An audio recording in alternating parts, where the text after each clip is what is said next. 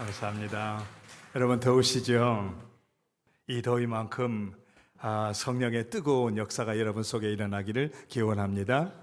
자, 우리 인사 한번 하실까요? 뜨거운 성령의 역사가 일어나길 기원합니다. 네. 아직 더위는 시작도 안 했죠. 보통 이제 초복이 지나면 본격적인 더위가 시작이 되고 뭐 중복, 대서, 말복 이렇게 진행이 되는데 부채를 많이 붙이시는군요. 더 시원하게 좀 틀어주시고 그냥 붙이세요. 괜찮아요. 더운데 그냥 땀 흘리고 그러는 것보다 붙이면서 말씀 듣는 게 낫죠. 우리가 이제 본격적인 더위가 이제 시작이 되고 돌아오는 수요일이 초복입니다만은 이제 복날이 되면 복다림이라고 하는 걸 하죠. 여러분 복다림이라고 하는 단어 들어보셨죠? 삼복이 되면 지친 몸을 보호하는 음식들을 만들어서 가까운 사람들과 나누면서 잠시 이제 쉬는 거죠. 몸의 기운뿐만 아니라 삼복을 통해서 지인들을 돌아보면서 마음의 기운도 함께 돋우는 나름대로의 더위를 이겨내는 조상들의 지혜라고 볼 수가 있겠습니다. 단순히 내 몸만 보양하는 것이 아니라 주위 사람들을 돌아보면서 같이 힘을 내자 응원하는 그런 지혜가 바로 복다림이라고 하는 단어 속에 들어 있습니다. 사실 뭐 이 더위만 우리를 지치게 하는 게 아니죠. 삶의 여러 가지 많은 일들이 우리를 지치게 합니다. 또 오늘 현대 사회에서 사는 사람만 지치는 것이 아니고 과거에 사는 사람들도 역시 많이 지쳐 있었음을 우리는 잘 알고 있습니다. 성경에 보면 전도서 1장 8절에 모든 만물이 피곤하다는 것을 사람이 말로 다 말할 수 없나니 그랬습니다. 이 성경이 쓰여질 당시에도 많은 사람들이 피곤해 했다 그런 이야기입니다. 그런데 이 우리나라를 뭐 고스트레스 사회 이렇게 얘기를 합니다. 나라마다 피곤함의 강도가 다르다는 거죠. 작년에 그 영국의 보험사 윌리엄 러셀이라고 하는 회사가 여론조사를 했대요. 각 나라마다 얼마나 많은 스트레스를 받고 있느냐. 그래서 8개 항목을 기준으로 해서 OECD 가입한 국가를 조사를 했대요. 조사를 했는데 이 스트레스 받는 점수를 10점으로 해서 이제 결과를 내놓은 걸 보니까 미국이 7.29점으로 2위를 했더라고요. 두 번째로 스트레스가 많은 나라가 이제 미국으로 되어 있고, 그 다음에 세 번째가 어디냐고 하면 7.29점을 받은 벨기에라고 하는 나라였습니다. 세 번째가 6.63점을 받은 프랑스. 프랑스가 아름다운 나라 같은데 스트레스가 꽤 있는 나라. 그럼 우리나라는 몇 위 정도 했을까요? 제가 몇 위를 빼놓고 했죠. 2위부터 이야기했거든요. 그러니까 우리나라가 8.02점을 받아서 스트레스 1위 국가로 나와 있습니다. 하여간 우리는 1위 자리를 꼭 해야 돼요. 무슨 일이든. 그만큼 스트레스가 많은 나라가 우리나라로 이렇게 통계에 나와 있습니다만은, 그래서 우리나라 약 중에서 제일 많이 팔리는 약이 피로회복제라네요. 그리고 가는 곳마다 찜질방이 있잖아요. 왜? 너무 피곤하니까 피로를 풀기 위해서. 정말 피로회복제로 이 찜질방으로 우리의 피로가 풀릴까요? 육신적인 피로는 잠깐 풀릴 수 있겠지만 우리가 스트레스 피로도를 느끼는 것이 육신뿐만이 아니잖아요. 제가 언젠가 우리 남신도회에서 예배 후에 칠갑산 가는 프로그램을 가졌었는데 거기 간 적이 있습니다. 그런데 제가 칠갑산을 올라가지를 못했어요. 그럴 수밖에 없는 게 주일 1부 예배, 2부 예배, 오후 예배, 그리고 교인들을 보살피느라고 이 피로도가 완전히 최고점에 오른 거죠. 그리고 난 이후에 칠갑산을 오르려고 그러니 올라갈 수 있겠어요? 2번씩이나 다 못 올라갔어요. 얼마 전에 우리 장로님이 그 모습을 보셔서 기억을 하시나 봐요. 장로님 저에게 말씀하셨어요. 목사님 거기 다 올라가지 못하셨지 않았습니까? 그러시더라고요. 그 속에 목사님의 그 뭐라 그럴까요? 뭐 그만하죠. 뭐 목사님 체력이 소위 저질 아닙니까? 뭐 죄송합니다 이런 말씀드려서 세상 말로 그런 내용이 거기 속에 있더라고요. 체력이 약하다는 거죠.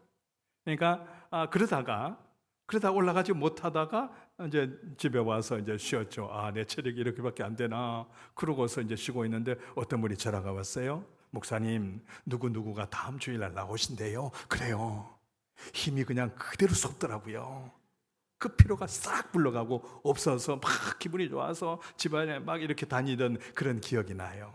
그러니까 우리가 스트레스 뭐 이렇게 피로도가 육신에만 있는 게 아니라 마음의 문제도 한몫을 한다 이렇게 볼 수가 있습니다. 그래서 잠언에 보면 무릇 지킬 만한 것 중에 더욱 내 마음을 지켜라. 생명의 근원이 이에서 남이니라 그랬습니다. 그러니까 우리 육신도 중요하고 마음의 문제, 소위 말해서 영적인 문제가 매우 중요하다라고 하는 것입니다.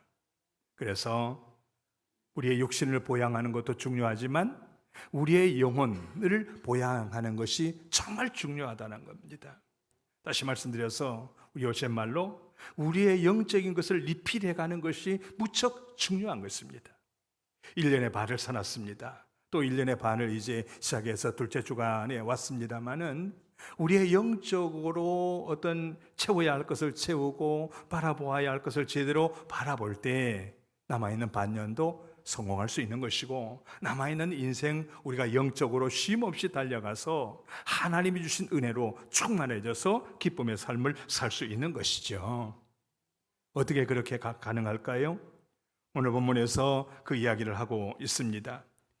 오늘 본문의 이야기는 BC 7세기경에 주어진 말씀이죠. 이사야를 통해서 이스라엘 백성들에게 주어진 말씀인데 당시에 이스라엘의 상황이 어떠했느냐? 여러분 뭐 수없이 들었겠지만 이스라엘이 선택받은 백성으로 신앙생활을 잘하고 하나님의 뜻을 잘 따랐으면 얼마나 좋겠어요. 그러지를 못했어요. 하나님께서 그 연약한 인간들을, 그 중에서도 특별히 히브리인, 떠돌이들을 선택하셔서 하나님의 백성으로 삼으시고 또 나라를 이루게 해주셨습니다. 그러니까 이스라엘은 특별한 하나님의 사랑을 받은 민족이죠. 그러면 하나님의 뜻에 따라 살아야 되잖아요. 사람이 그렇죠. 어려울 때는 주위 사람들에게 뭐 눈을 돌리고 해서 좀 도와달라 그러고 같이 마음을 합하지만 좀 살만하면 그 관계가 조금씩 멀어지잖아요. 자기가 잘해서 그런 것이 그냥 교만해질 때가 있죠. 이스라엘 백성들이 그랬습니다. 하비루, 즉 떠돌이들, 그 히브리인들을 불러서 하나님의 백성으로 삼고 가나안 젖과 꿀이 흐르는 땅을 선물로 주셔서 살게 하셨단 말이죠. 얼마나 감사해야 돼요. 그런데 교만해졌습니다. 눈을 들어보니까 우상을 섬기는 사람들이 더 많은 재물을 모으는 것 같고 더 인간적으로 사는 것 같고 즐길 때 즐기고 쾌락을 누리면서 사는 것 같거든요. 근데 하나님을 섬기고 산다고 하는 것이 때로는 참 불편할 때가 있는 거죠. 하지 말아야 될 거 있고 또 먹지 말아야 될 거 있고 지켜야 될 것도 있고 얼마나 불편해요. 이스라엘 백성들이 그랬던 모양이죠. 그래서 우상을 섬기는데 눈을 돌리고 또 하나님을 섬기는데 형식적이 되고 하나님께서는 무소부재하신 하나님이십니다. 하나님께서는 전지전능하신 하나님이십니다. 경험을 못하셨으니까 아멘이 안 나오는 거예요. 하나님은 무소부재하신 하나님이십니다. 하나님은 전지전능하신 하나님입니다. 오늘 본문을 보세요. 27절 보세요. 야곱아 어찌하여 내가 말하며 이스라엘아 내가 이르기를 내 길은 여호와께 숨겨졌으며 내 송사는 내 하나님에게서 벗어난다 하느냐.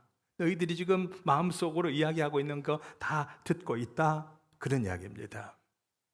왜 이스라엘 백성들이 이런 이 마음을 먹고 이런 말들을 주고받았느냐고 하면 이스라엘 백성들이 하나님을 떠나서 우상을 섬기니까 하나님께서 그래 한번 너 마음대로 한번 살아봐라. 그래서 하나님의 섭리하심을 잠깐 멈추십니다. 그냥 주위 나라들이 침범해도 하나님께서 역사하셔서 막아주시고 그러셨는데 그걸 하지 않으셨던 거예요. 그래서 이스라엘 백성들이 공공함에 빠질 수밖에 없었던 거죠. 그게 뭐냐고 하면 이방 민족으로부터 침범을 받는 겁니다. 바벨론, 당시 역사적으로 바벨론으로부터 침공을 받습니다. 하나님이 도와주시지 않으시니까 속절없이 무너져 버립니다. 그래서 예레미야 52장에 보면 그 당시의 상황을 기록하고 있는데, 당시에 히스기야라고 하는 왕이 집권을 하고 있었습니다. 하나님께서 그들을 놔버리시니까 바벨론이 그냥 포위했다가 그대로 정복을 당하게 됩니다. 그래서 정복당한 후에 어떻게 되느냐고 하면 히스기야 왕이 보는 앞에서 두 아들이 죽임을 당합니다.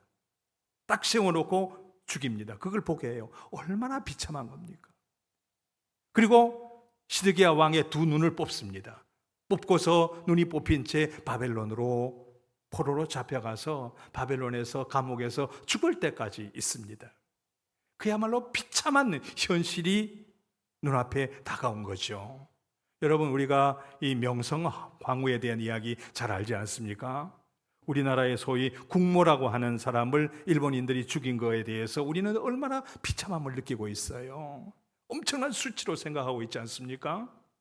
이스라엘 백성들이 그런 상황에 처하게 된 겁니다. 그러니 하나님이 이러실 수 있느냐? 그토록 우리를 사랑하시는 하나님, 그토록 우리를 이끄신 하나님이 잠시 잠깐 외도했다고, 이방 신을 섬겼다고 이렇게 하실 수 있느냐? 하나님이 우리를 버리신 거냐? 우리의 기도를 듣지 않으신 것이냐? 그러면서 원망을 하고 더 한탄 속에 빠졌던 거죠. 그때 하나님께서 이스라엘 백성들의 소리를 들으시고 그 상황을 보시고 오늘 본문의 말씀을 하신 것입니다. 다시 한번 27절 보시죠. 야곱아, 어찌하여 내가 말하며 이스라엘아 내가 이르기를 내 길은 여호와께 숨겨졌으며 내 송사는 내 하나님에게서 벗어난다 하느냐? 어찌 너희들이 하나님에게서 숨겨졌다고 하느냐? 나는 너희들을 계속 보고 있다. 어찌 내 기도가 들려지지 않는다고 하느냐? 나는 너희들의 소리를 다 듣고 있다. 너희들 마음속의 소리까지 듣고 있다. 이 말씀을 하시는 것입니다. 그런데 이사야는 하나님께서 그들을 보고 계신다고 하는 것을 이야기하시면서 여호와를 앙망하라. 오늘 본문에 보면 31절에 오직 여호와를 앙망하는 자는 그랬습니다. 그렇지만 그런 말을 하는 너희들이지만 너희들이 여호와를 앙망하면 내가 다시 너희들을 생각하겠다, 그냥 두지 않겠다라고 응답을 하고 계시는 겁니다. 그러면 여호와를 앙망하는 삶이라고 하는 것이 어떤 것이냐? 여러분, 여호와를 앙망하는 것이 어떤 것입니까? 바라고 소망을 가지는, 글자 그대로 하면 그런 거죠.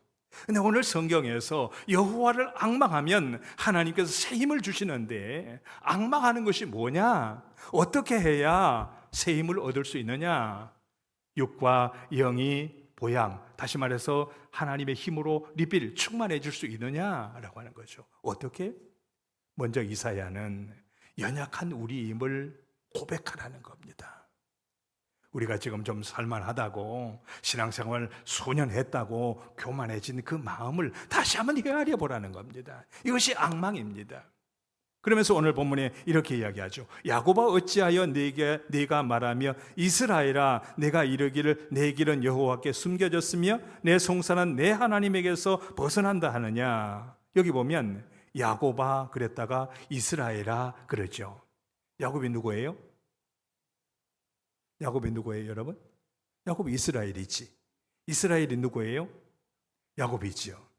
물론 이스라엘 한 나라의 이름이지만 여기서 야곱아 이스라엘아 부르신 이유가 있습니다. 여러분 잘 아시다시피 야곱이 장자권을 탈취해서 둘째인데도 장남이라고 하는 것이 너무 그게 멋있어 보이고, 또 장남이 받는 재산도 많으니까 그걸 탈취하잖아요. 속여서 아버지도 속이고 형도 속이고. 그게 속인다고 되는 일은 아니지만 그렇게 해서 그걸 가지고 결국 그 집에 살지 못하고 도망가잖아. 외삼촌 집에서 21년이라고 하는 세월을 살죠. 그러다가 그래도 하나님이 야곱을 사랑하셔서 돌아갈 길을 마련하고 돌아가게 했습니다.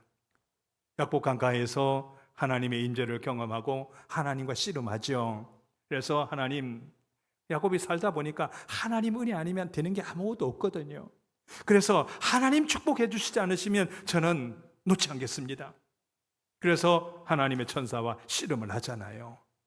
거기서 받은 이름이 뭡니까? 끝까지 놓지 않으니까, 환도뼈가 막 어긋나고 그런데도 놓지 않으니까 하나님이 그에게 주신 이름이 뭐냐고 하면 이스라엘이라 하라. 야곱, 네 삶만 계산해서 사는 그 야곱의 이름을 벌써 버려버리고 네 이기주의적으로 살았던, 네 자신만을 위해 살았던 그거 이제 벗어버리고 이스라엘이라고 하는 이름을 가지고 살아라. 그래서 주어진 이름이 이스라엘이잖아요. 그 이름이 국가의 이름이 되지요. 왜 여기서 야곱아 이스라엘아, 하나님이 주신 이름과 가지고 있던 자기의 이름을 언급하시느냐? 내가 이스라엘 백성들이 하나님이 주신 그 은혜를 벗어버리고 그야말로 인간의 생각으로 살았다는 겁니다. 하나님이 떠나버리면 너희들은 지극히 인간적인 것이 될 수밖에 없다. 연약한 존재일 수밖에 없다는 겁니다. 하나님이 지켜주시니까 예루살렘이라고 하는 그 도시가 정말 위대하고 아름다웠지만 하나님이 놔버리시니까 그야말로 이방에 침범을 당해서 성전 다 무너지게 되고 예루살렘 성 다 무너지게 되고 두 눈이 뽑혀서 잡아가는 연약한 인간이 아니냐, 그것을 생각하라 그런 이야기입니다. 오늘 우리도 세상을 살면서 때로는 교만해질 때가 있죠. 철저하게 연약한 존재임을 우리는 늘 기억해야 합니다. 신약시대 예수님의 그 말씀 안에서도 그런 이야기가 나오잖아요. 예수님께서 십자가에 못 박혀 돌아가시고 부활하셨습니다. 승천하신 이후에 제자들, 특히 수제자 베드로는 옛 직업인 업으로 돌아가 버리죠. 업으로 돌아가서 고기를 잡습니다. 그때 예수님께서 부활하신 몸으로 찾아오시죠. 찾아오셔서 하시는 말씀이 요한복음 21장 15절에 보면 요한의 아들 시몬아, 내가 이 사람들보다 나를 더 사랑하느냐. 요한의 아들 시몬아 이렇게 부르시잖아요. 이 시몬이 누구예요? 이때쯤 되면 졸리거든요. 그래서 제가 질문을 드리는 거예요. 주님께서 시몬에게 주신 이름이 뭡니까? 크게 한번 이야기해 보세요. 그래야 잠이 쑥 달아나죠. 시몬의 다른 이름? 베드로. 그 주님께서 주신 이름이잖아요. 주는 그리스도시요 살아계신 하나님이십니다 고백하니까 내 이름이 이제 시몬이 아니고 반석이다, 베드로다. 베드로라고 하는 이름을 주셨잖아요. 근데 그 이름을 주셔놓고 지금 부활하셔서 찾아오시고는 하시는 말씀이 시몬아 이렇게 부르신 거예요. 그것도 3번씩이나 시몬이라고 하는 것을 강조하고 있는 거죠. 네가 지금 주님을 떠나서 철저하게 인간이 되어 있지 않느냐, 베드로가 아니라 시몬으로 살고 있지 않느냐. 시몬으로 사니까 밤새도록 그물을 던져도 고기 하나 못 잡지. 너 속에 주님이 떠나버리면 너는 아무것도 아니다. 옛날 과거 어부보다 못한 삶이다. 그걸 말씀하고 계시는 거죠. 여러분, 우리가 좀 살만하죠. 수십 년 신앙생활 했죠. 그러나 내가 살아있고 주님이 나를 떠나 있으면 아무것도 아닌 거예요. 그래서 하나님을 떠나버린 이스라엘 백성들에게 다시 돌아오라, 하나님으로 충만해지라 그런 이야기입니다. 주님으로 리필되어줘야 된다 그런 이야기입니다. 지금 이 상태로 안 된다는 거죠. 그럴 때에 30절의 말씀처럼 소년이라도 피곤하며 곤비하며 장정이라도 넘어지며 쓰러지되 31절 오직 여호와를 앙망하는 자는 새 힘을 얻으리니 새 힘을 얻게 된다 그런 이야기 아니겠습니까? 여러분 어떻습니까? 여전히 충만해져서 섬기고 나누고 위로하고 하나님의 사람으로 살고 있으십니까? 우리 스스로를 한번 생각해 보시기 바랍니다. 아니면 목표하는 것이 이루어지지 않아서 실망하고 회의에 빠져 있습니까? 하나님으로 충만해지시기 바랍니다. 여호와를 앙망하시기 바랍니다. 내 연약함을 고백하고 하나님의 위대하심으로 다시 채워져야 된다, 그런 이야기입니다. 하나님은 주어도 모자람이 없으신 분이죠. 28절에 보시기 바랍니다. 너는 알지 못하였느냐, 듣지 못하였느냐? 영원하신 하나님 여호와 땅끝까지 창조하신 이는 피곤하지 않으시며 곤비하지 않으시며 명철이 한이 없으시며 29절에 피곤한 자에게 능력을 주시며 무능한 자에게는 힘을 더하시나니. 전체 합쳐서 충만하신 분입니다. 부족함이 없으신 분입니다. 모자람이 없으신 분입니다. 그 하나님을 우리가 기억해야 합니다. 우리는 부족하고 연약하지만 우리 하나님은 영원히 부족함이 없는, 구약시대냐 신약시대냐 오늘 지금이나 충만하신 하나님임을 기억하라 하는 것이죠. 지금 장마기간이어서 우리 장로님 기도하셨습니다마는 비 피해가 없어야 되겠습니다. 부여에 하도 비가 많이 왔다라고 하는 이야기를 하니까 이곳저곳에서 부여 괜찮냐고 전화하는 분이 얼마나 많은지. 그런데 부여만 비가 많이 온 게 아니죠. 장마전선이 걸려있는 모든 곳에 비가 많이 왔습니다마는 장마전선에 걸려있지 않는 다른 지역에는 보니까 댐 저수율이 경고 수준에 있더라고요. 보니까. 그러니까 이게 비가 오고 안 오고 그런 데가 많다, 그런 이야기죠. 과거에나 한번 생각해 보면 장마기간에도, 마른 장마기간에는 참 곤란하죠. 요즘에는 모를 일찍 심습니다마는 과거에는 딱 장마기간에 걸쳐서 모를 심게 되어 있는데, 장마기간에 비가 안 오면 이 천수답 같은 데는 물을 퍼 올려서 심잖아요. 저도 어릴 때 사는 고향이 천수답 지역이에요. 수로 시설이 잘 안 되어 있어가지고, 그래서 비와 올 때 비가 안 오면 참 고생이 많아요. 그래서 아랫논 해가지고 저기 우리는 댐 상류에 살아서 그래도 댐에는 물이 많이 있었어요. 그걸 이제 퍼 올려서 농사를 짓는데, 논두렁을 잘못하면 시컷 퍼 올려가지고 밤새 지나고 나면 싹 빠져버리는 그런 경우도 경험했다고 제가 말씀드렸잖아요. 그래서 저는 절대로 농부를 안 하겠다. 그래서 사람을 낳는 어부가 되어버렸어요.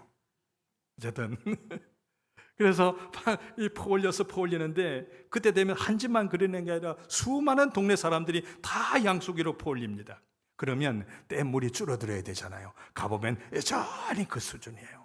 물론 조금은 줄어들겠지만 댐이 워낙 물을 많이 가두고 있으니까 퍼 올려도 그대로 있는 거예요. 우리 하나님의 은혜가, 우리 하나님 은혜 줄어드는 은혜는 아니죠. 왜? 하나님께서 창조의 하나님이시니까. 모든 것을 만들어내시고 모든 것을 충만하신 하나님이시라는 거죠. 오늘 본문에서 이야기하고자 하는 이야기가 그런 겁니다. 우리는 연약하지만 하나님은 충만한 하나님이다. 그 하나님을 바라보는 것이 앙망하는 삶이라는 겁니다. 첫째, 우리는 연약한 존재, 하나님의 충만하신 존재, 그것을 바라보는 것이 곧 앙망하는 것이다. 그런데 그만 바라보고 있는 것이냐? 끊임없이 우리는 그 하나님을 바라보고 달려가야 된다라고 하는 거죠.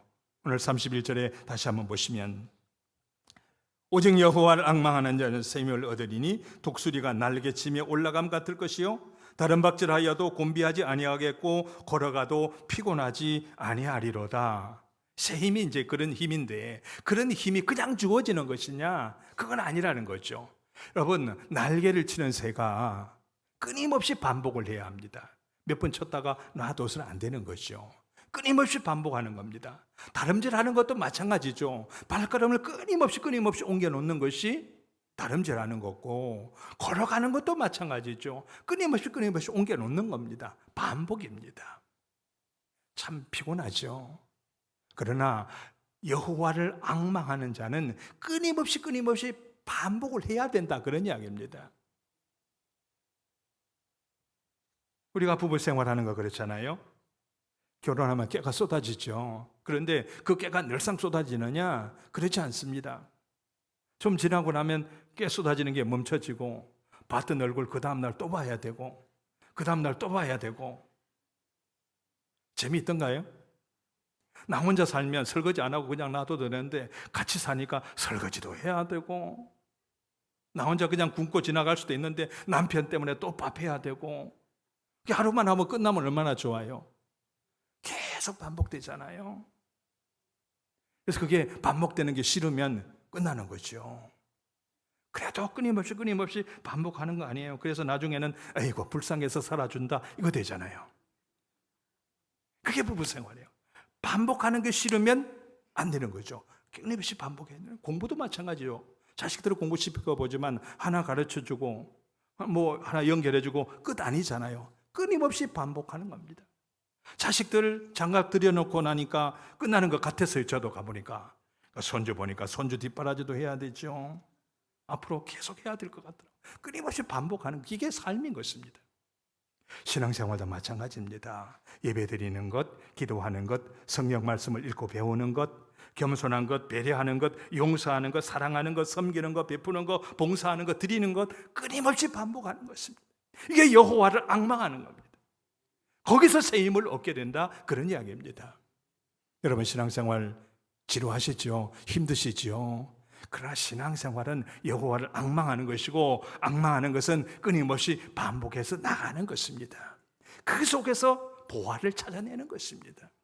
여러분 힘겨우시더라도 반복되는 게 지루하시더라도 특별한 변화가 없는 것 같더라도 끊임없이 반복해서 날개짓 하시기 바랍니다.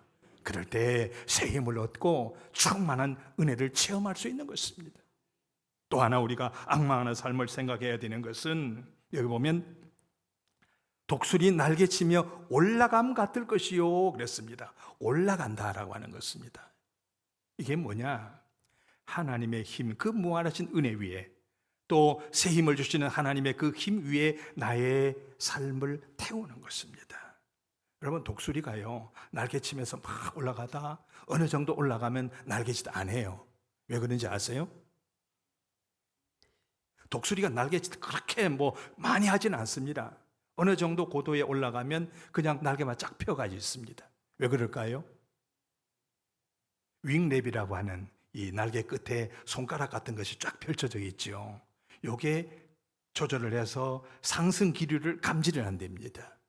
그래서 상승 기류 있는 데를 찾아가서 그걸 타고 높이 올라가는 거죠. 자기의 힘으로 올라가는 게 아니라 상승 기류의 힘으로 올라가는 거죠. 그래서 높이 올라가서 그냥 비행만 하는 거예요. 밑에 쳐다보면서 있나 없나. 그러다가 뭐가 있으면 쏜살같이 내려와서 잡죠. 그러니까 독수리가 새 중에서 왕이라고 하는 것은 이 상승 기류를 감지하는 거예요. 늘. 그래서 그 힘에 의지해서 높은 곳에 올라가서 먹이를 찾기 때문에 그런 거예요. 우리도 마찬가지입니다. 위대한 하나님의 백성들입니다. 위대한 하나님의 백성으로서 당당하게 살 수 있는 것은 하나님의 힘이 우리에게 있기 때문에 그런 것입니다. 그 하나님의 힘에 우리를 태워야 되는데 태우지 못하는 거예요. 그 하나님의 힘에 의지해 살아야 되는데 그러지 못하고 어느 정도 의지하는 것 같은데 결국은 보면 내 힘에 의지하고 있는 거예요. 독일의 신학자요 녹색운동가인 와르크 찡크라고 하는 사람이 있습니다.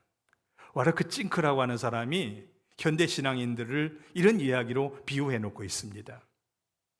어느 사람이 사막을 횡단하기 위해서 많은 것을 준비를 했습니다. 물도 준비하고 먹거리도 준비하고 그래서 출발을 했습니다. 이 정도 준비하면 충분하게 건너갈 것이다 라고 하는 거 다 알았어요. 모든 정보를 다 조합해서 딱 준비를 했습니다. 근데 가다가 모래 폭풍이 불기 시작하네요. 그러니까 방향을 제대로 잡지 못하고 시간을 더 보내버린 거죠. 그러다가 건너가기 전에 벌써 물과 양식이 떨어져 버렸어요. 그래서 막 가다가 쓰러졌네요. 쓰러졌다가 약간 정신을 차리다 보니까 막 물소리가 들리는 거예요. 물소리가 들리는 거예요. 아, 이제 죽을 때가 돼서 환청이 들리는구나.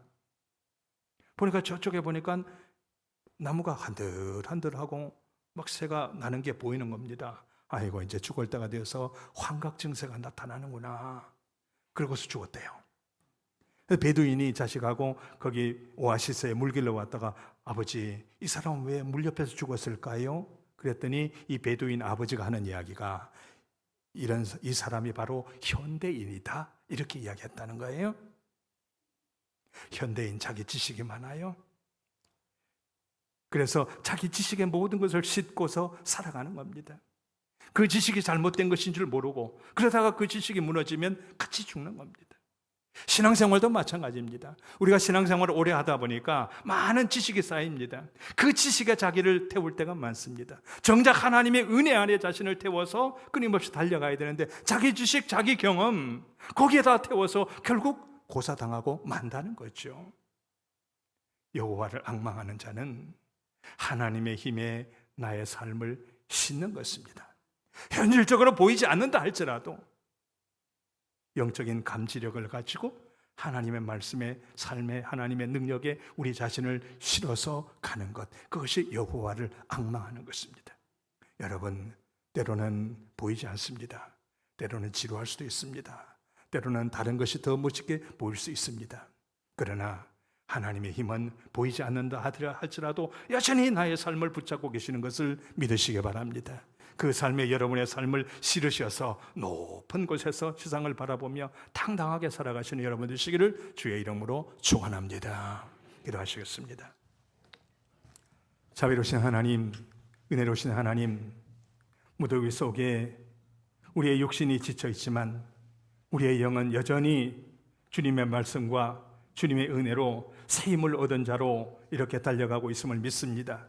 참으로 세상살이가 때로는 힘들고 하나님의 말씀의 능력이 때로는 우리에게 미치지 못한다는 얄팍한 생각들이 우리를 이끌고 있지만 끊임없이 주를 앙망하며 참으로 인간의 연약함과 인간의 부족함과 어리석음을 깨닫고 충만하신 하나님의 은혜 위에 우리를 세우지 아니하면 조금도 설 수 없는 인간임을 깨닫고 오늘도 주를 앙망하며 주를 바라보며 주의 능력 위에 우리의 삶을 싣고 달려가는 우리 모두가 되게 하여 주시옵소서. 예수님의 이름으로 기도드리옵나이다.